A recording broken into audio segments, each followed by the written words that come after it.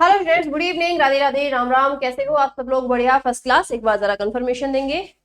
भाई आपका hopefully audio video सब कुछ आपका ऑल ओके है। आई नो कि ये क्लासेस आपको वीडियो सेक्शन में मिल रही है, तो थोड़ी आदत होती है भाई लाइव में वो बोलने वाली कि भाई ऑडियो वीडियो सब कुछ ऑल ओके है कि नहीं। देखो भाई, आप लोगों ने जो मैंने अभी तक आपको वीडियोस अवेलेबल कराई हैं उसमें एक बहुत ज्यादा आप लोगों ने कमेंट्स किए हैं और आपसे टेलीग्राम पर या हर जगह कि मैम फिजिक्स शुरू कर दीजिए, फिजिक्स शुरू कर दीजिए। आई थिंक उसका एक ये भी रीजन है कि काफी सारे बच्चों के एग्जाम चल रहे हैं और फिजिक्स में थोड़ी ज्यादा प्रॉब्लम आती है। सो दैट्स वाई हमने आपका फिजिक्स जो है स्टार्ट कर दिया है। मतलब आज से अब आप लोगों को डेली फिजिक्स की क्लासेस मिलेंगी, या अगर आपको लगता है कि कोई भी आपको टॉपिक वीक है जो आपको नहीं समझ में आता है तो आप मुझे बता सकते हैं।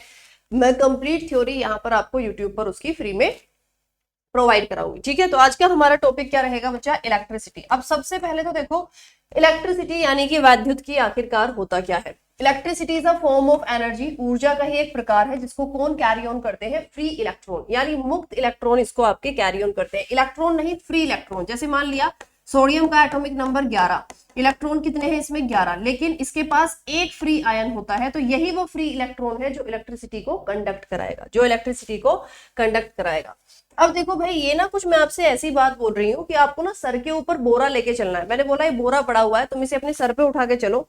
बोरा चल रहा है पीछे की डायरेक्शन में और आप चल रहे हो आगे की डायरेक्शन में, लेकिन हम काउंट कर रहे हैं कि आप ही बोरे को उठाकर अपने सर पर चल रहे हो। तो ये पॉसिबल कैसे है? ये पॉसिबल ऐसे है कि जब हमने इलेक्ट्रिसिटी को जाना, करंट को जाना, तो हमें ये तो पता लग गया कि इसको कैरी ऑन करते हैं इलेक्ट्रॉन, लेकिन ये बाद में पता लगा कि इसको कैरी ऑन इलेक्ट्रॉन नहीं, फ्री इलेक्ट्रॉन करते हैं। और जब दोनों की डायरेक्शन देखी गई तो वो दोनों की डायरेक्शन अपोजिट आई। तो इसीलिए फिर सारी चीजें, क्योंकि पूरा इलेक्ट्रोमैग्नेटिज्म बदलना, डेरिवेशंस बदलना, सब कुछ चीजें चेंज करने से ज्यादा बेहतर साइंटिस्ट लोगों को एक स्टेटमेंट लगी, है ना, कि भाई हम एक काम करते हैं, हम एक स्टेटमेंट निकाल देते हैं जिससे लोगों को सहूलियत हो जाएगी याद रखने में, कि करंट की डायरेक्शन इलेक्ट्रॉन की डायरेक्शन के अपोजिट होती है। करंट की डायरेक्शन इलेक्ट्रॉन की डायरेक्शन के अपोजिट होती है, या इलेक्ट्रॉन की डायरेक्शन करंट की डायरेक्शन के अपोजिट होती है। और मैम ये कौन से इलेक्ट्रॉन होते हैं? तो ये होते हैं आपके फ्री इलेक्ट्रॉन। ये कौन से इलेक्ट्रॉन होते हैं? ये आपके फ्री इलेक्ट्रॉन, मुक्त इलेक्ट्रॉन होते हैं। मैम ये जो करंट करंट करंट हम लोग बार बार यूज कर रहे हैं, ये करंट आखिरकार होती क्या है? Current is rate of flowing charge. किसी भी सर्किट के अंदर या किसी भी मेटल के अंदर एक सेकंड में जितना चार्ज आपका फ्लो हो रहा है, पर सेकंड कितना चार्ज फ्लो हो रहा है, उसी को हम करंट बोलते हैं। उसी को बच्चा हम लोग आपका क्या बोलते हैं? मैम करंट कहा जाता है। यानी आवेश प्रवाह की दर को धारा कहते हैं। तो फॉर्मूला क्या बनेगा? आवेश प्रवाह की दर को, यानी कि Q बाई टी को हम लोग क्या बोलते हैं? आपका करंट बोलते हैं। तो आई का फॉर्मूला आ गया Q बाई टी। यूनिट क्या बनेगी? कूलाम पर सेकंड। यूनिट क्या बनेगी? कूलाम पर सेकंड, या एक यूनिट अलग से बनती है एम्पियर। चार्ज की बचा यदि मैं आपसे बात करूं, आवेश की बचा यदि मैं आपसे बात करूं, जिसको हम क्यू से रिप्रेजेंट करते हैं, याद रखेंगे ये प्लस क्यू इसका सिंबल है। और कूलाम क्या होती है? इसकी आपकी यूनिट होती है। कूलाम क्या होती है बच्चा? आपकी इसकी यूनिट होती है। ठीक है, चलिए। अब जब यहाँ पर आपका बच्चा करंट का जिक्र हुआ है, फॉर्मूला आ गया है, एक नई यूनिट आ गई है हमारे पास, एक एम्पियर। ये एक एम्पियर की अगर हमें डेफिनेशन पढ़नी है तो किताबों में आप लोगों को याद है, यदि 1 मीटर लंबे तार में 1 कूलाम के आवेश को, वो लंबी सी आपकी डेफिनेशन लिखी होती है। एक्चुअली में लंबाई का कोई लेना देना है ही नहीं। तार चाहे 1 मीटर लंबा है, 100 मीटर लंबा है, 1000 मीटर लंबा है, वो हमारे फॉर्मूला में कहीं पर भी यूज होगा ही नहीं। यानी एक सेकंड में यदि 1 कूलाम के आवेश को 1 सेकंड तक किसी तार में प्रवाहित कराया जाए तो बहने वाली धारा का मान 1 एम्पियर होता है। बहने वाली धारा का मान कितना होता है बच्चा? आपका 1 एम्पियर होता है। ठीक है, एक सेकंड।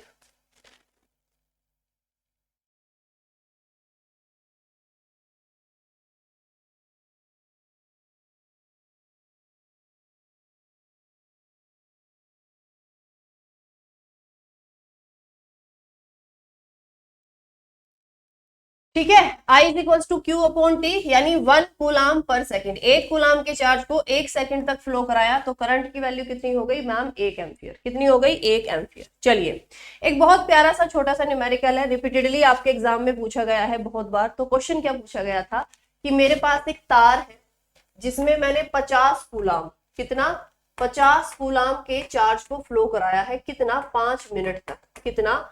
5 मिनट तक फ्लो कराया है, तो बताइए आई की वैल्यू क्या होगी, बताइए आई की वैल्यू क्या होगी। और आई का फॉर्मूला मैंने आपको अभी बताया था, Q/T। चलिए 30 सेकेंड का मैं आप लोगों को समय देती हूँ, 30 सेकेंड का आप लोग समय लीजिए इसको सॉल्व करने के लिए, फिर मैं इसको आपको सॉल्व करके बताती हूँ। 30 सेकेंड का समय लीजिए।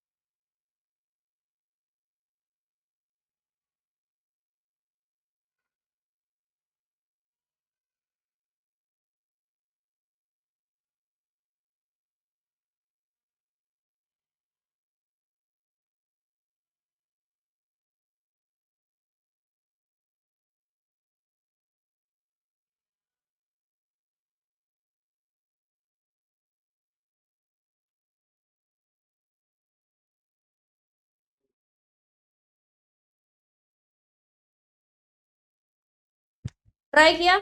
चलिए, आप में से काफी बच्चों ने ट्राई किया होगा, जिन्होंने किया वेल एंड गुड, नहीं किया तो मैं आपको सिखा देती हूँ। I is equals to Q/T बच्चा, ये आपका हो गया। तो मैम देखो Q की वैल्यू दी हुई है 50, समय दिया हुआ है 5, आप में से सारे बच्चों का आंसर आया होगा कितना, 10 एम्पियर। और बस यही गलती आपसे एग्जामिनर कराना चाहता है।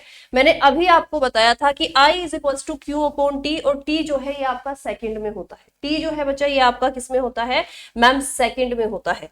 तो यानी आपका फॉर्मूला बनेगा क्या बच्चा, आप कैसे सोल्व करोगे इसको, I is equals to Q/T, यानी T की वैल्यू जो है ये हमको सेकंड में चेंज करना पड़ेगा। 0 से 0 काटी, 5 से 5 काटा, तो 1/6 एम्पियर,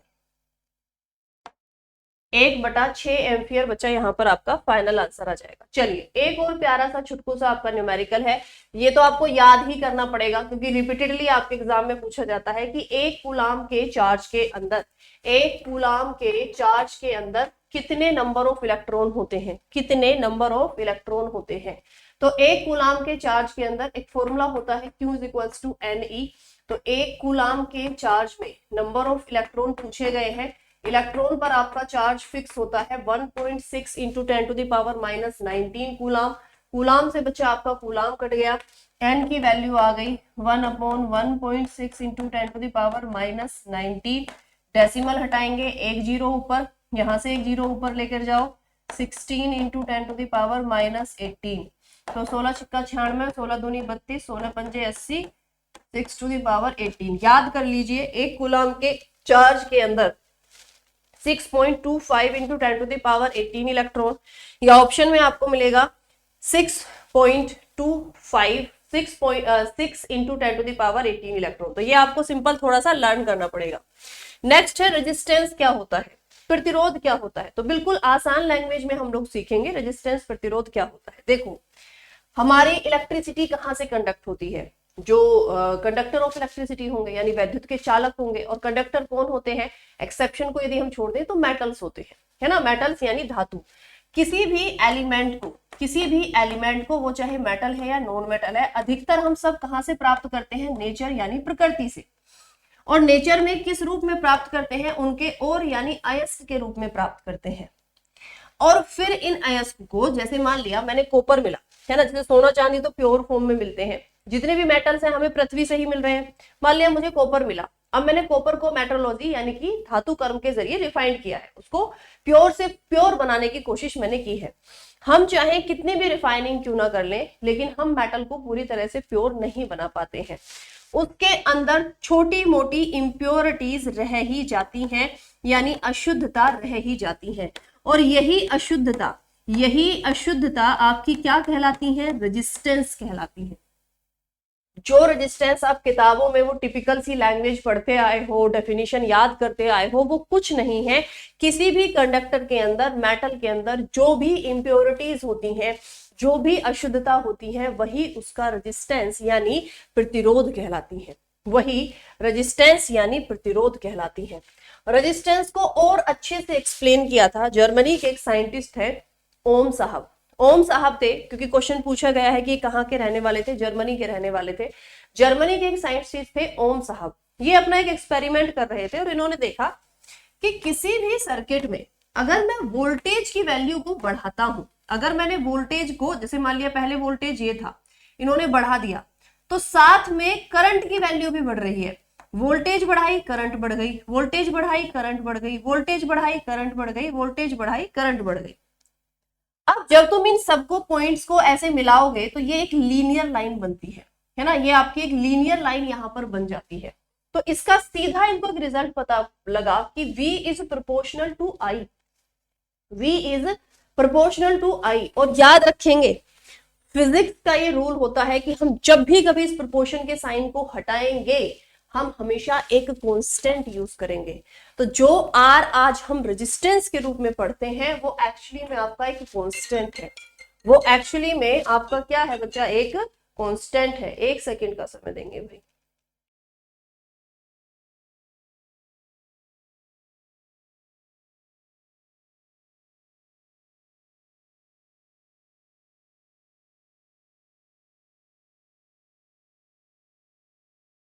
वो एक्चुअली में बच्चा आपका क्या है, एक कांस्टेंट है। यानी यहां से आर का फॉर्मूला हमको मिल गया कि R is equals to V upon I. V की यूनिट क्या होती है, वोल्ट। मैं फिजिक्स में हर चैप्टर में आपको यूनिट्स बताऊंगी, अलग से यूनिट्स नहीं कराने वाली हूँ। साथ में फॉर्मूलाज आपके लिखवाए जाएंगे, साथ में न्यूमेरिकल कराए जाएंगे। ऐसा नहीं है कि यहाँ पर मैं आपको अलग अलग चीजें, एक दिन पहले कॉन्सेप्ट बता दिया फिर अगले दिन न्यूमेरिकल करें। जिस दिन कॉन्सेप्ट पढ़ा है उसी दिन न्यूमेरिकल करेंगे। आई इज इक्वल टू क्या हो गया भाई, वी की वैल्यू हो गई आपकी वोल्टेज, और आपकी आई की अभी मैंने यूनिट बताई थी क्या होती है आपकी एम्फियर। यानी रेजिस्टेंस की एक यूनिट आ गई वोल्ट अपॉन एम्फियर। तो एक इसको हम इनके सम्मान में ओम के साहब के सम्मान में हमने इसको ओम बोल दिया, जिसका सिंबल आपको ब्रैकेट में लगा हुआ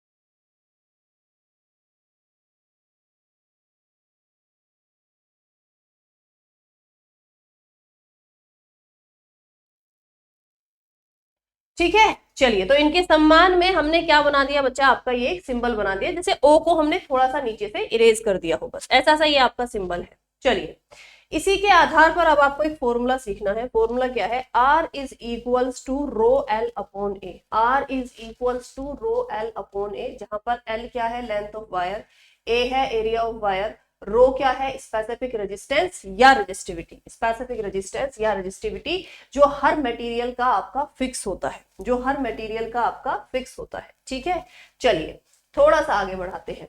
एक क्वेश्चन पूछा जाता है कि जो हमारे घरों में वायरिंग होती है या जो सड़क के नीचे अंडरग्राउंड वायरिंग होती है उसमें हम मोटे तार का इस्तेमाल क्यों करते हैं, क्योंकि जितना तार लंबा और पतला होगा, जितना तार लंबा और पतला होगा उतना ही रेजिस्टेंस ज्यादा होगा।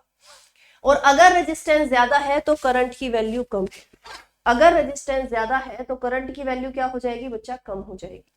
जितना तार छोटा और मोटा है, जितना तार छोटा और मोटा है उतना ही रेजिस्टेंस कम होगा और करंट की वैल्यू बढ़ जाएगी।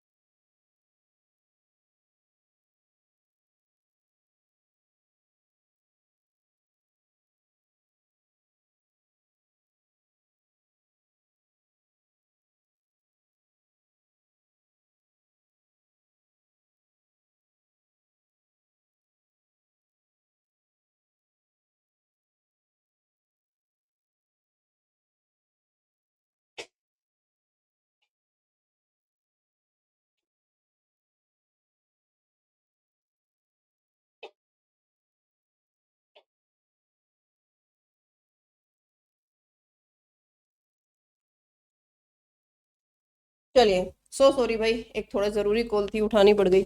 ओके, तो जितना तार आपका छोटा और मोटा होगा उतना रेजिस्टेंस कम होगा, तो करंट की वैल्यू बढ़ जाएगी। ठीक है, रेजिस्टिविटी क्या होती है? प्रतिरोधकता, या जिसको हम स्पेसिफिक रेजिस्टेंस भी बोलते हैं, बिल्कुल आसान लैंग्वेज में सीखते हैं। रेजिस्टिविटी प्रतिरोधकता होती है, आपने किसी भी सर्किट में या किसी भी मेटल में, किसी भी कंडक्टर में आपने करंट को फ्लो कराया, वो कितना बैरियर, कितना ऑब्स्टेकल उस करंट को फ्लो कराने में अपना एफर्ट डालती है, मतलब उसमें कितने बैरियर्स हैं, वही उसकी रेजिस्टिविटी कहलाती है। इसको किताबी लैंग्वेज में हम लोग सीखते हैं कि पर्टिकुलर लेंथ में, जब हम किसी भी कंडक्टर या मेटल में पर्टिकुलर लेंथ में हम लोग बात करते हैं कि इस पर्टिकुलर एरिया में कितना रेजिस्टेंस है, उसी को हम बोलते हैं उसकी रेजिस्टिविटी बोलते हैं। तो यूनिट बनती है ओम मीटर। स्पेसिफिक रेजिस्टेंस या रेजिस्टिविटी कभी भी तार की लंबाई या एरिया पर निर्भर नहीं करती है, मटेरियल और टेम्परेचर पर बच्चा हमेशा आपकी निर्भर करती है। ओके, एक बहुत प्यारा सा छोटा सा न्यूमेरिकल है, और न्यूमेरिकल क्या है कि यदि आपका कोई एक तार है जिसका रेजिस्टेंस R है, लंबाई L है, मैंने इस तार से, और एक दूसरा तार है जिसका रेजिस्टेंस आपका क्या है, जिसका रेजिस्टेंस हमें निकालना है R डैश, और लंबाई पहले तार की 2 गुनी है, तो बताइए R डैश की वैल्यू क्या होगी? तो R is equals to rho L upon A, मैंने अभी आपको फॉर्मूला लिखवाया था। यहाँ मुझे साफ साफ दिख रहा है कि R और N प्रोपोर्शन में है, R और A एक दूसरे के इनवर्सली प्रोपोर्शन में है। तो अगर मैंने लंबाई को दो गुना किया है तो भाई क्या होगा, रेजिस्टेंस भी 2 गुना हो जाएगा, रेजिस्टेंस भी पहले का डबल हो जाएगा। एक तरह का तो ये न्यूमेरिकल आपका पूछा जाता है। दूसरा आपका टाइप पूछता है, एक तार है जिसका R रेजिस्टेंस है, L लंबाई है और एरिया A है। एक दूसरा तार है, या ऐसे भी क्वेश्चन लिख सकता है कि मैंने इस तार को पिघलाया, इससे एक नया तार बनाया। वो अपनी कहानी आपके सामने एक नए कुछ ना कुछ बनाएगा, उस कहानी में आपको नहीं फंसना। दूसरा क्या है भाई, आपका एक तार है, ठीक है, जिसका एरिया इस एरिया का पहले का, यानी कि पहले वाले तार का 3 गुना है, बाकी सारी चीजें सेम है। तो बताइए R डैश की वैल्यू क्या होगी? तो बहुत सिंपल है, हमें पता है R is equals to rho L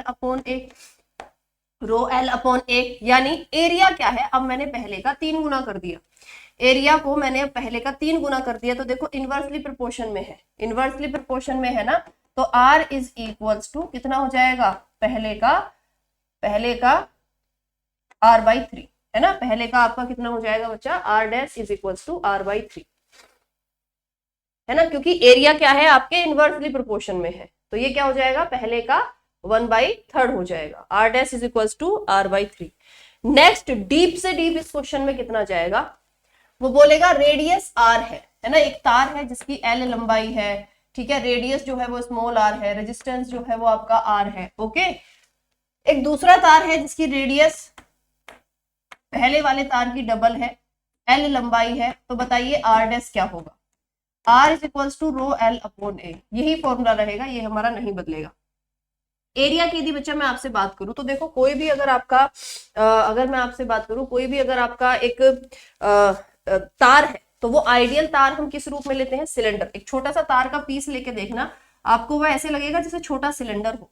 और किसी भी सिलेंडर का, आइडियल सिलेंडर का जो बेस होता है वो क्या होता है मैम, बेस होता है आपका सर्कल। बेस क्या होता है बच्चा, आपका सर्कल होता है, और सर्कल का एरिया क्या होता है, पाई आर स्क्वायर। यानी मुझे यहां से ये पता लग गया कि मैं इसको ऐसे भी लिख सकती हूँ, पाई आर स्क्वायर। अब ये सारी वैल्यू कांस्टेंट है ना, हमें सिर्फ एक को पकड़ना है जो वेरिएशन पर है, यानी जो वेरिएट करेगा। तो R is inversely proportional to 1 upon R square, R is inversely proportional to 1 upon R square. चलिए, तो मैंने रेडियस को क्या किया है, पहले का डबल कर दिया है, मैंने रेडियस को बच्चा क्या कर दिया है, पहले का डबल कर दिया है। तो भाई जब स्क्वायर है तो ऑब्वियसली कितने गुना चेंज किया गया है, 2 गुना, यानी डबल।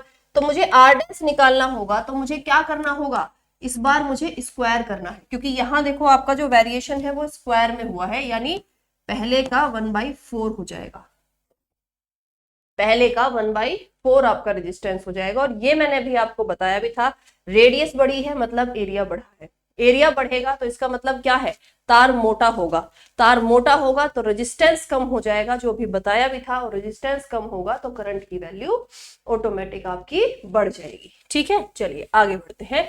कंडक्टेंस क्या होती है, चालकता क्या होती है, कुछ नहीं है, रेजिस्टेंस के अपोजिट जो होगी चालकता। भाई किसी के अंदर कितना कम बैरियर है, कितना कम बैरियर है, कितना करंट को फ्लो करा सकती है, वही उसकी कंडक्टेंस कहलाएगी। रेजिस्टेंस ज्यादा, कंडक्टेंस कम, रेजिस्टेंस कम, कंडक्टेंस ज्यादा। इंसुलेटर यानी जो कुचालक होते हैं, कुचालक का मतलब क्या है, जो इलेक्ट्रिसिटी को कंडक्ट ना करे, यानी इनफाइनाइट रेजिस्टेंस है, प्लास्टिक लकड़ी ये सब क्या है, कुचालक है, तो इनकी कंडक्टेंस क्या होती है, जीरो। कंडक्टेंस क्या होती है, जीरो। आपके एग्जामिनर का फेवरेट है, इसकी यूनिट से क्वेश्चन पूछेगा, है ना, क्योंकि तो आसान चीजें हैं, वो पूछेगा यूनिट बताओ। तो यूनिट भाई अगर 1 अपॉन रेजिस्टेंस फॉर्मूला है तो यूनिट बनेगी 1 अपॉन ओम, या ओम इनवर्स, या ओम इनवर्स को लिखेंगे मोह, या मोह को लिखेंगे सीमन। साइमन बोलो सीमन बोलो, वो अपना बोलने का तरीका है, ठीक है। चलिए कंडक्टिविटी अब बताने की जरूरत है। कंडक्टिविटी जब कंडक्टेंस रेजिस्टेंस की उल्टी है तो कंडक्टिविटी रेजिस्टिविटी की उल्टी होगी। यूनिट बनेगी ओम मीटर, 1 अपॉन ओम मीटर, या मोह पर मीटर, या साइमन मीटर, या साइमन पर मीटर। तो इनके यूनिट से ज्यादा क्वेश्चन पूछे जाते हैं। क्या टेम्परेचर हमारे तार पर, कंडक्टेंस पर, रेजिस्टेंस पर, इन सब पर अफेक्ट डालता है, तो हाँ। टेम्परेचर अगर आपका कंडक्टर है, चालक है, तो आप टेम्परेचर बढ़ाओगे तो रेजिस्टेंस बढ़ जाएगा, यानी बैरियर्स उसमें बढ़ जाएंगे। सेमीकंडक्टर अर्धचालक है, जैसे सिलिकॉन और जर्मेनियम, उनका यदि टेम्परेचर बढ़ाते हो तो रेजिस्टेंस कम हो जाता है, रेजिस्टेंस कम हो जाता है। 0 केल्विन यानी -273 डिग्री सेल्सियस, 0 केल्विन यानी -273 डिग्री सेल्सियस पर कोई भी सेमीकंडक्टर किस में चेंज हो जाता है, इंसुलेटर में। कोई भी सेमीकंडक्टर किस में चेंज हो जाता है, इंसुलेटर में।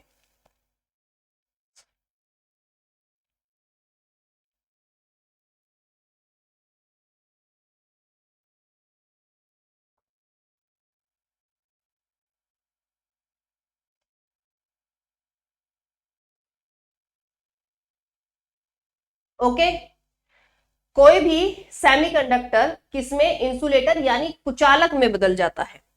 अब 0 केल्विन पर कंडक्टेंस ऑफ सेमीकंडक्टर बिकम 0, लेकिन 4.2 केल्विन पर, 4.2 केल्विन पर मरकरी, क्या बच्चा आपका मरकरी जो है ये किसमें चेंज हो जाता है, सुपर कंडक्टर में।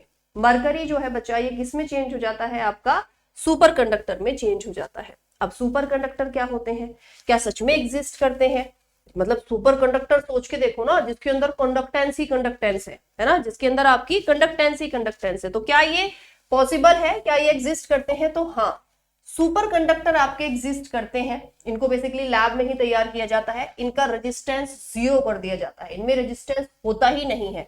तो रेजिस्टेंस नहीं है तो कंडक्टेंस कंडक्टेंस कंडक्टेंस ही होगी, करंट लॉस ही नहीं होगा, और करंट लॉस नहीं होगा तो ये किस प्रिंसिपल पर काम करते हैं, जीरो एनर्जी लॉस पर।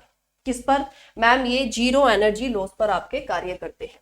नेक्स्ट, सीरीज को हमारे पास रेजिस्टेंस को जोड़ने के हमारे पास दो तरीके होते हैं, या तो हम सीरीज में जोड़ें या पैरेलल में। जैसे दिवाली आती है, नया साल आता है, हम अपने घरों पर लाइट लगाते हैं, जो लाइट हम लोग वो कॉम्बिनेशन करते हैं वो सब सीरीज कॉम्बिनेशन होता है। तो ज्यादा दिन तक हमें अपने घर में लाइट नहीं लगानी चाहिए, नहीं तो बिजली का बिल आपका बढ़ा हुआ आएगा। सीरीज कॉम्बिनेशन में मैम बिजली का बिल कैसे बढ़ गया, ये भी समझा। तो सीरीज कॉम्बिनेशन क्या होता है, मैंने आपको मान लिया 10 तार दिए, है ना, अब वो तार का अपना एक रेजिस्टेंस है, आपने उनको डायरेक्ट ऐसे गांठ मार के या किसी एक प्लग से आप ऐसे डायरेक्ट उनको माला की तरह एक सीरीज की तरह जोड़ते चले गए। This is called series combination, this is called series combination. इसको हम श्रेणी क्रम बोलते हैं, इसको हम लोग क्या बोलते हैं बच्चा आपका, मैम श्रेणी क्रम बोलते हैं। ठीक है, क्लियर। पैरेलल कॉम्बिनेशन क्या होता है, जैसे रेल की पटरियां एक दूसरे के पैरेलल होती हैं, जब आप तारों को एक दूसरे के पैरेलल उसी तरह एक दूसरे के पैरेलल जोड़ते हो तो ये आपका पैरेलल कॉम्बिनेशन कहलाता है। जैसे क्वेश्चन पूछा जाता है कि हमारे घरों के जो तार होते हैं, हमारे घरों के जो तार होते हैं वो सीरीज में जुड़े होते हैं या पैरेलल में जुड़े होते हैं, वो सीरीज में जुड़े होते हैं या पैरेलल में जुड़े होते हैं। तो वो किस में जुड़े होते हैं बच्चा आपके, मैम वो पैरेलल में जुड़े होते हैं। हमारे घरों में जो भी वायरिंग हो रही है वो सब पैरेलल कॉम्बिनेशन होता है, क्योंकि पैरेलल कॉम्बिनेशन में रेजिस्टेंस घट जाता है। कैसे, जब हम सीरीज में फाइनल रेजिस्टेंस देखते हैं तो वो सिंपल एडिशन होता है ना, R1 R2 R3 R4 and so on. लेकिन पैरेलल में जब हम जोड़ते हैं तो ये सारी चीजें डिवीजन में जाती हैं, 1/R1 + 1/R2। मैम कोई एग्जांपल देके समझा दो, क्लियर हो जाएगा। मान लो मैंने आपको दो तार दिए हैं, एक का रेजिस्टेंस 1 ओम है और दूसरे का 2 ओम है। मैंने बोला इनको सीरीज में जोड़ दो। आप सीरीज में जोड़ोगे सिंपल क्या हो जाएगा, 1+2 यानी 3 ओम, सीरीज हो गया। पैरेलल में मैंने बोला इन सेम तारों को कुछ भी बदला नहीं है, सिर्फ कॉम्बिनेशन बदल दिया। मैंने बोला इनको पैरेलल में जोड़ो, तो पैरेलल में क्या हो जाएगा 1+1/2, ठीक है। ये ऐसे जोड़ना पड़ेगा, तो इसका एलसीएम जब आप लोगे तो क्या हो जाएगा भाई 1+1/2, वैसे भी आपका 3/2 होता है, तो 2 यहां पर आ गया आपका, 2+1 यानी 3/2। 1/r की वैल्यू आई 3/2, 3/2। ये 1/r की वैल्यू देखो अभी कम हो गई है, लेकिन मुझे तो r निकालना है ना, तो r की वैल्यू तो और कम हो जाएगी, 2/3 ओम, 2/3 ओम यानी 1 से भी कम हो गई आपकी, 1 से भी वैल्यू कम हो गई। तो यहीं पर आप लोग इस चीज को क्लियर देख सकते हो कि जब मैंने सीरीज में जोड़ा है तो ये आपका 3 ओम और 2/3 में कितना अंतर है, कितना कम हो गया मेरा रेजिस्टेंस। इसीलिए हमारे घरों में जो तार होते हैं वो किस में जुड़े होते हैं, वो आपके पैरेलल में होते हैं, जिससे रेजिस्टेंस की वैल्यू कम हो जाए। अगर रेजिस्टेंस की वैल्यू आपकी कम हो जाएगी तो क्या होगा, करंट हमारे पास ज्यादा आएगा। चलिए एक बहुत प्यारा सा छोटा सा न्यूमेरिकल है, क्या है आपका, एक आर प्रतिरोध के तार को एन बराबर भागों में काटा जाता है। मैंने एक उसी तार के जो कॉम्बिनेशन है पहले उनको पैरेलल में जोड़ा है और फिर मैंने सीरीज में जोड़ा है ना, पैरेलल में जोड़ा है, फिर यही क्वेश्चन सीरीज का भी करना है हमें, फिर मैंने सीरीज में जोड़ा है।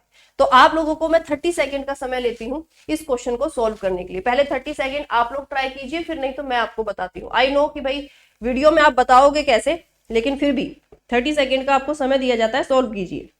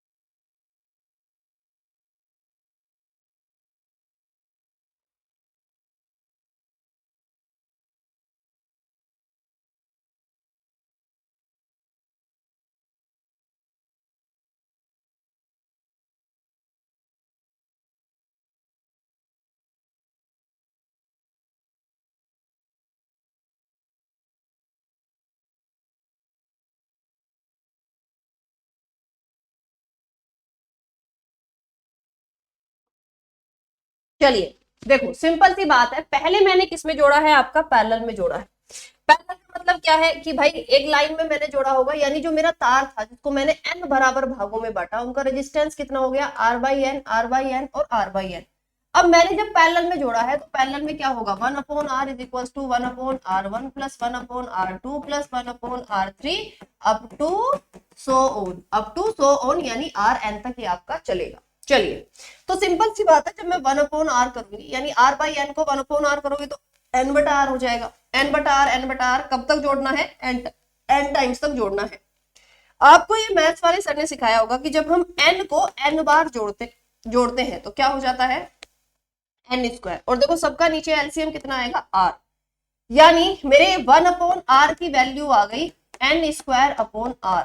तो r की वैल्यू हो जाएगी यहां से r/n²। अब इस केस में देखो तुम्हें क्या करना है, पेपर में इतना लंबा सोल्व नहीं करना, आप सिंपल बस ये कंक्लूजन याद कर लीजिए। आपको चाहे बोले एक तार है, मैंने 10 बराबर भागों में काटा और उनको पैरेलल में जोड़ दिया, मैंने 20 बराबर भागों में काटा पैरेलल में जोड़ दिया, तो वहां इतनी लंबी कैलकुलेशन करने का थोड़ी ना टाइम है तुम्हारे पास भाई पेपर में। आप लोग सिंपल क्या करोगे, आप लोग करोगे R is equal to R/N। मान लिया बोला गया एक 100 ओम का तार है जिसको मैंने 10 बराबर भागों में काट दिया, तो बताइए फाइनल रेजिस्टेंस क्या होगा, और उनको पैरेलल में जोड़ा है। तो 100 ओम का तार है, मैंने 10 हिस्सों में काटा यानी 10 का स्क्वायर, तो कितना हो जाएगा 100/100 यानी 1 ओम। तो मेरा फाइनल रेजिस्टेंस, अगर मैंने 100 ओम के तार को 10 बराबर भागों में काटा और उन फिर 10 हिस्सों को पैरेलल में जोड़ा, तो मेरे पास फाइनल रेजिस्टेंस आएगा 1 ओम।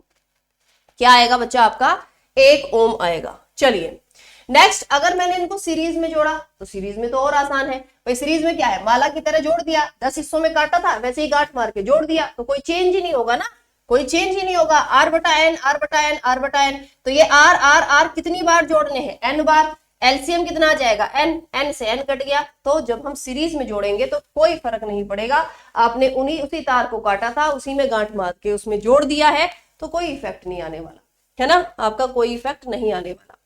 अगला क्वेश्चन फ्यूज वायर, एग्जामिनर का फेवरेट क्वेश्चन है। फ्यूज वायर क्या होता है, लेड और टिन से बना हुआ एक वायर है, जिसमें आपका 57% लेड होता है लगभग, और लगभग आपका 43% टिन होता है। ये जो फ्यूज वायर है, इसको हम किसी भी अपना सर्किट में देखा है ना कि फ्यूज निकाल दिया, ऐसे हो गया वैसे हो गया, मूवीज में सीन दिखाए जाते हैं ना कि कुछ नहीं हुआ था, फ्यूज खराब हो गया था, रिपेयर कर दिया। आसान भाषा में आप इसको ऐसे समझो, ये काम कैसे करता है। मान लिया तुम्हारे घर का पंखा है, इसके साथ तुमने सीरीज में एक तार जोड़ा है जिसको हम फ्यूज वायर बोलने वाले हैं। अचानक क्या हुआ, बहुत तेज वोल्टेज आ गई, बहुत तेज वोल्टेज आई, तो ये घर में पंखा बल्ब होता है ना, बहुत बार ब्लास्ट हो जाते हैं। गांव में जैसे मान लिया लोकल वायरिंग होती है तो वो बल्ब आपका फट जाता है, फूट जाता है। लेकिन हमारे जो घर होते हैं नॉर्मल, आप किसी भी ढंग के अगर इलेक्ट्रिशियन से काम कराओगे तो वो फ्यूज का वायर जरूर ऐड करेगा। जैसे ही हाई वोल्टेज आया तो इसका रेजिस्टेंस बहुत हाई होता है, हाई रेजिस्टेंस है और लो मेल्टिंग पॉइंट है। Low melting point, resistance high तो गर्म हो गया, गर्म हुआ, लो मेल्टिंग पॉइंट है, टूट गया, यानी ये बीच में से टूट जाएगा, ये ब्रेक डाउन कर देगा, ये सर्किट को ब्रेक डाउन कर देगा। अब देखो, जब यहां पर आपकी वोल्टेज जा रही थी, करंट जा रही थी, इससे आगे वो जाएगी ही नहीं। अब तो हमारे घरों में लगे हुए उपकरण जलने से, फूकने से बच जाते हैं। जैसे जहां पर आपका मेन सर्किट होता है वहां पर बहुत बार आपको छोटा मोटा ब्लास्ट, चटपट की आवाज आती है ना, ऐसे कि अरे कुछ हुआ है चलो देखते हैं, तो वो क्या बोलते हैं, कुछ नहीं, फ्यूज खराब हो गया है। तो वो फ्यूज इन्हीं सब केसेस में खराब होते हैं कि फ्यूज जो था, high voltage I, low melting point होता है इसका आपका, तो ये टूट जाता है। तो हमारे घरों में जो फ्रिज, एसी, पंखा लगा होता है वो सब बच जाते हैं, वो सब आपके बच जाते हैं। ओके, तो फ्यूज वायर को हम हमेशा सीरीज में जोड़ते हैं। अगला क्वेश्चन हीटर के तार से पूछता है। हीटर के तार का मेल्टिंग पॉइंट बहुत हाई होता है, रेजिस्टेंस बहुत हाई होता है, इसको नाइक्रोम से बनाते हैं। नाइक्रोम निकिल और क्रोमियम से मिलकर बनने वाली एक मिश्र धातु है, और ये जो बच्चा आपकी नाइक्रोम है, इसमें जो हम क्रोमियम मिलाते हैं, क्रोमियम का इस्तेमाल क्यों किया है, क्योंकि क्रोमियम इसको जंग लगने से बचाता है, क्रोमियम इसको जंग लगने से बच्चा आपका बचाता है। ठीक है, तो मेल्टिंग पॉइंट हाई होता है, रेजिस्टेंस आपका हाई होता है।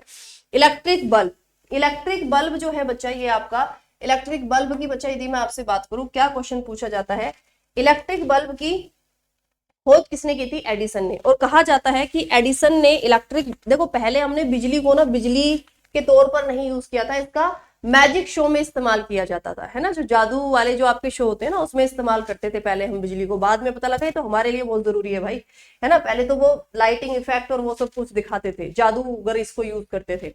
तो माना जाता है कि जो बल्ब है, ये बल्ब को बनाने में 1000 बार फेल हुए थे, 1000 बार ये आपके बच्चा फेल हुए थे, मतलब 999 बार फेल हुए थे, और 1000वां एक्सपेरिमेंट था जब ये बल्ब बनाने में सक्सेसफुल हुए। और हम लोग देखो 2 बार 4 बार फेल हुए, कुछ हुआ आपका, तो हम लोग कितना डिसअपॉइंट होते हैं। इतना बड़ा साइंटिस्ट जिसको आज दुनिया जानती है, जिसकी वजह से आज रात में हम दिन जैसा महसूस करते हैं, वो भी 999 बार फेल हुआ था।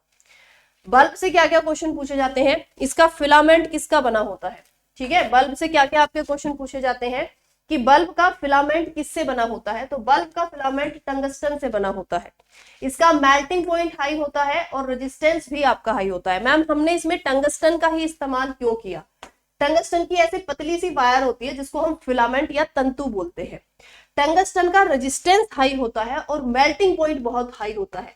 मैम ये पतली ही तार क्यों यूज करते हैं, ये तार हमने बहुत पतला यूज किया है, क्यों, क्योंकि लंबे और पतले तार का रेजिस्टेंस अभी बताया था ज्यादा होता है, तो इसका रेजिस्टेंस हमको ज्यादा रखना होता है। आप बोलोगे मैम रेजिस्टेंस ज्यादा रखना है तो ज्यादा बिजली खाएगा ना, फिर तो ये बिल्कुल खाएगा, बिल्कुल खाएगा, लेकिन इसका काम क्या है, इससे हमको हीट जनरेट करानी है। एक फॉर्मूला होता है H = I²RT, यानी जितना ज्यादा रेजिस्टेंस होगा उतनी ज्यादा हीट होगी, जितना ज्यादा रेजिस्टेंस होगा उतनी ज्यादा हीट प्रोड्यूस होगी, और जितनी ज्यादा हीट प्रोड्यूस होगी उतनी ज्यादा ये रोशनी फेंकेगा, उतनी ज्यादा ये रोशनी फेंकेगा, इसलिए हमको इसका रेजिस्टेंस हाई रखना होता है। चलिए नेक्स्ट, अमीटर से क्वेश्चन पूछा जाता है। What is ammeter? अमीटर कुछ नहीं है, आपका इलेक्ट्रिसिटी या करंट को मेजर करने की एक डिवाइस है। आइडियल अमीटर का रेजिस्टेंस क्या होता है मैम? 0 होता है। वोल्ट मीटर वोल्टेज को मेजर करने के लिए एक डिवाइस है। आइडियल वोल्ट मीटर का रेजिस्टेंस इनफाइनाइट होता है। क्या होता है? इनफाइनाइट। गैल्वनो, अच्छा रेक्टिफायर है पहले। रेक्टिफायर क्या होता है? अगर किसी हम एसी को डीसी, एसी क्या होता है मैम? ऑल्टरनेट करंट, जिसकी इंडिया में फ्रीक्वेंसी फिक्स है 50 हर्ट्ज आपकी फिक्स है इंडिया में। और मैम डीसी क्या होता है? Direct current. जैसे आपने देखा होगा एसी होता है, देखो आपका ये this one is called your AC, है ना। और डीसी क्या होता है? जो ये ग्राफ होता है, इसकी कोई फ्रीक्वेंसी नहीं होती, इसमें कोई चेंज होता ही नहीं है, 0 फ्रीक्वेंसी होती है। यहां पर देखो आपका फ्रीक्वेंसी क्या है भाई? किसी भी चीज का रिपीटेशन, बार बार एक पर्टिकुलर समय के बाद में कोई चीज रिपीट हो रही है ना। जैसे मान लिया हर महीने तुम्हारे घर में तुम्हारी बुआ आती है, तो आप क्या बोलते हो? अरे मेरी बुआ फ्रीक्वेंटली आती है, बोलते हैं ना मेरी बुआ फ्रीक्वेंटली आती है। फ्रीक्वेंटली मतलब हर एक टाइम इंटरवल के बाद खुद को रिपीट करती रहती है, ठीक है। तो ये होती है फ्रीक्वेंसी। यहां कुछ भी रिपीटेशन हो ही नहीं रहा है, that's mean frequency is 0। Frequency क्या है बच्चा? आपकी 0 है, ठीक है। अब ये क्या है बच्चा? आपका बैटरी। जितनी भी हमारी बैटरी होती हैं वो सबके सब किस प्रिंसिपल पर काम करती हैं? डीसी पर काम करती हैं, ठीक है। ट्रांसफार्मर आपके सिलेबस से हटा दिया गया है, सिर्फ कुछ क्वेश्चन है जो पूछे जाते हैं, जैसे किस प्रिंसिपल पर काम करता है? स्टेप अप और स्टेप डाउन पर। स्टेप डाउन जब होता है वोल्टेज कम, करंट बढ़ जाती है। स्टेप अप वोल्टेज ज्यादा, करंट की वैल्यू कम। आपका जो पावर होती है वो हमेशा कंजर्व रहती है, यानी P1 is equal to P2, और हमें पता है P is equal to V into I। तो यहां से एक फॉर्मूला निकलता है कि V1 upon V2 is equal to I2 upon I1। By chance अगर कोई न्यूमेरिकल ऐसा पूछ ले, है ना, कि जहां पर भाई आपको 3 वैल्यू दी होंगी, एक वैल्यू कुछ भी इनमें से पूछ सकता है। इसके अलावा किस प्रिंसिपल पर काम करता है? तो मैम आपका ऊर्जा संरक्षण के नियम पर और लॉ ऑफ म्यूचुअल इंडक्शन। ऊर्जा संरक्षण का नियम और लॉ ऑफ म्यूचुअल इंडक्शन दोनों प्रिंसिपल पर काम करता है हमारा ट्रांसफार्मर। हीट का फॉर्मूला अभी बताया था, H is equal to I square RT। देखो मैंने एक ही याद कर रखा है, बाकी तीनों आपके बन जाते हैं, तो एक याद कर लो, बाकी तीनों बन जाते हैं। अब चलिए, क्या मैम हम गैल्वेनोमीटर को अमीटर में बदल सकते हैं? गैल्वेनोमीटर भी आपकी एक डिवाइस है जिसका इस्तेमाल हम आपका बेसिकली इलेक्ट्रिसिटी को मेजर करने के लिए करते हैं, ठीक है। चलिए, अब गैल्वेनोमीटर को अगर हमें अमीटर, पूरा अमीटर बनाना है, कैसे बनाएंगे? बहुत आसान होता है। अगर मुझे गैल्वेनोमीटर को अमीटर में बदलना है तो इसके साथ मैं एक लो रेजिस्टेंस का, बहुत कम रेजिस्टेंस का तार किसमें जोड़ दूंगी? पैरेलल में। तो ये एक अमीटर की तरह काम करेगा। अगर मुझे गैल्वेनोमीटर को वोल्ट मीटर में चेंज करना है तो मुझे एक हाई रेजिस्टेंस का तार जोड़ना पड़ेगा इसके साथ सीरीज में। मुझे एक हाई रेजिस्टेंस का तार जोड़ना पड़ेगा इसके साथ, किसमें बच्चा? आपके सीरीज में। इसके अलावा कुछ क्वेश्चंस आपके यहां से पूछे जाते हैं, वेरिएबल के सिंबल बने हुए आते हैं। जैसे ये सिंबल होता है सिंपल रेजिस्टेंस का, बीच में से अगर आपका एरो निकल गया तो ये आपका सिंबल होता है रियोस्टेट का। अगर आपका ऐसे एक एरो लगा हुआ नजर आ रहा है, ये होता है पोटेंशियोमीटर का। और जो ये टी बना हुआ यदि तुमको नजर आए तो ये होता है प्रीसेट। ये किसका होता है बच्चा? प्रीसेट का। मैम कैपेसिटर क्या होते हैं? तो आपने रेडियो में, टीवी में इस तरह की एक नीले रंग की डिवाइस लगी हुई होगी, देखी होगी, जिसको हम कैपेसिटर बोलते हैं, है ना। ये छोटा सा कैपेसिटर, ये बहुत काम की चीज है हमारे लिए, है ना। इसके बिना आधे से ज्यादा चीजें चल नहीं पाएंगी आपकी। कैपेसिटर और रेजिस्टेंस एक दूसरे के अपोजिट होते हैं। इसकी यूनिट फैरेड ने इसको बेसिकली आपका बनाया था, तो इन्हीं के नाम पर इसकी यूनिट है आपकी फैरेड। जब हम सीरीज में कैपेसिटर्स को जोड़ते हैं तो फाइनल जो बच्चा यहाँ पर आपका कैपेसिटेंस वैल्यू बनती है वो 1 अपॉन में बनती है। अगर सीरीज में जोड़ोगे तो 1 upon C1 plus 1 upon C2 plus 1 upon C3। और अगर मैंने इसको पैरेलल में जोड़ा है तो simple C1 plus C2 plus C3, ऐसे हम लोग इसको फिर आपका ऐड करेंगे, ठीक है। तो भाई होपफुली यहाँ तक आप लोगों को सेशन अच्छा लगा होगा। सो प्लीज आप लोग मुझे कमेंट करके जरूर बताएंगे कि ये सेशन आपको कैसा लगा। और इसी तरह के इंटरेस्टिंग सेशंस के लिए आप लोग मेरे साथ और मेरी टीम के साथ में जुड़ सकते हैं। आप लोग सिंपल PW की एप्लीकेशन को डाउनलोड करेंगे या वेबसाइट को विजिट करेंगे। सिंपल आप लोग भाई विजिट करोगे, गवर्नमेंट एग्जाम्स पर जाओगे, रेलवे आप लोग सेलेक्ट करोगे, तो मेरी क्लास अगर आपको हमेशा लाइव चाहिए, कुछ नहीं सोचना, सिंपल रेलवे के महापैक से जुड़ना है। रेलवे के महापैक में पूरे साल भर यूं समझिए हमेशा मेरी क्लास इसमें आपको लाइव मिलती रहेंगी। बहुत सारे फीचर्स हैं, 600 से 1000 घंटे की लाइव क्लासेस आपको मिलती हैं। आप सिंपल QR कोड स्कैन कर सकते हो ओके अब इसकी वैलिडिटी आप यहाँ पर चेक कर लेना, एक कॉलिंग नंबर होता है, आप इसे बढ़वा भी सकते हो, तो वो आपको हमारी टीम बता देगी, है ना। जितने भी हमारे रेलवे के बैचेस आते हैं वो सब आपको इस रेलवे के महापैक में ऑटोमेटिक फ्री मिल जाते हैं। तो भाई अगर आपको मेरी क्लास अच्छी लगी हो तो आप लोग सिंपल कि मैम हमें आपसे लाइव पढ़ते ही रहना है, तो आप इस रेलवे के महापैक से मेरे साथ में जुड़ सकते हो। बाकी आप लोगों का जो भी डाउट है वो आप लोग मुझे कमेंट सेक्शन में बता सकते हो। ओके वो भाई आप लोग मुझे कमेंट सेक्शन में बता सकते हो, ठीक है। तो चलिए भाई हम लोग यहाँ पर भाई आपके सेशन को एंड करते हैं, और प्लीज मैक्सिमम से मैक्सिमम लोगों तक आप इन सेशंस को पहुंचाना शुरू कीजिए, क्योंकि थ्योरी आपका पढ़ाना यूट्यूब पर बहुत कम टीचर्स हैं जो थ्योरी पढ़ाते हैं। ये है कि मैम अभी और न्यूमेरिकल करा दीजिए और क्वेश्चन करा दीजिए, आपकी जो भी चीजें आपको लगती है रिक्वायरमेंट आप मुझे कमेंट सेक्शन में बता सकते हो, आप बिल्कुल फ्री हैं कमेंट करने के लिए। ओके चलिए बाय बाय, टेक केयर, जय हिंद।